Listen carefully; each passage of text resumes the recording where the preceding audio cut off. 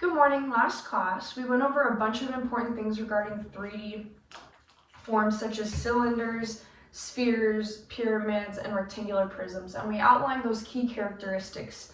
And this is important as we move into our forms object so that you're more aware of the characteristics of forms when looking at your chosen object. Today, as we dive into the ceramics portion, we start getting our hands a little dirty. We're going to learn about something important to attach forms together, which is the score and slip method. And today I'm going to show you how to attach these little balls onto your form, much like I will do mine. And then I'm going to have you do it yourself to get a better idea of how to attach forms onto your form before you dive into the final project. Do you have any questions so far? Not currently. Okay, awesome.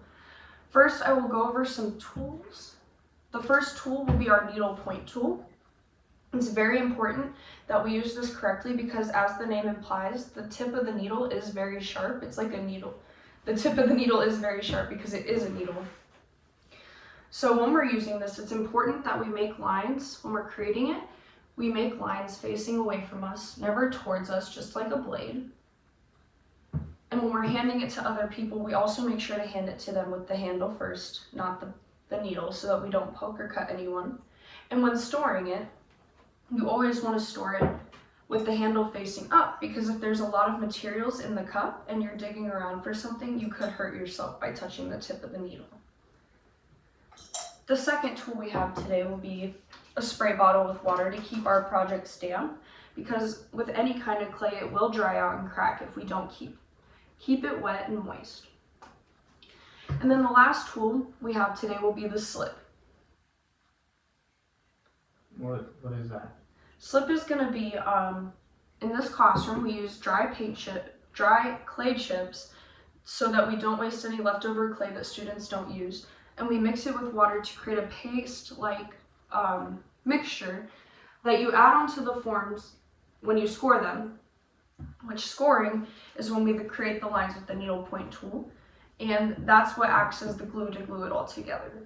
So speaking of that, I will be showing you how to score one of these onto that, and then how to create a seamless transition. So first, what we're going to do is we're going to create lines facing away from us, as I said. I'm going to do it on the side of my form. And what I like to do is I like to cross-hatch my scores because it creates more placement for the slip to go in, and it makes it more of a secure placement. And then what you're going to do is you're going to take one of the balls and you're going to create lines on this as well. When you're using the needle point tool, you don't want to go too hard into it to destroy the form, but you also want to make it deep enough so that the slip goes in. You're going to do the same exact thing on this form.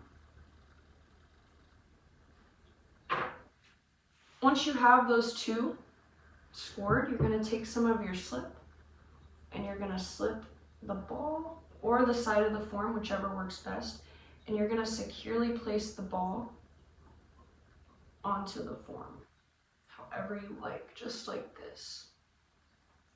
And if you notice, and you can feel it, like kind of wiggle it, it's stuck on there pretty good. You just want to make sure that all the sides are secure and that the slip is holding it down. And then this part is optional, but you can always add more clay to create a seamless transition between the sphere and your form, or you can leave it just like this. So now what I want you to do is I want you to put it on the ball yourself. Put the ball on the form yourself. Do you have any questions before you start? Does it matter if my object is not perfectly smooth?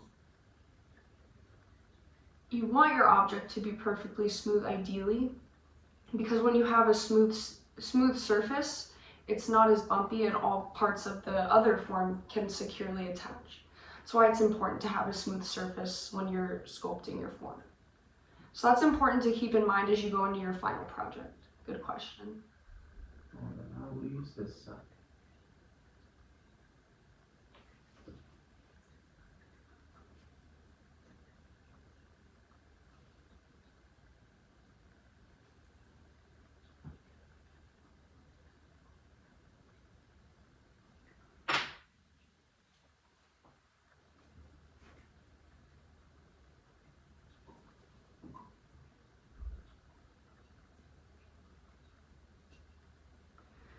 when you're done too, just make sure around it is all nice and clean because craftsmanship is always important. So you don't want to see any of the score marks that may have not gotten touched.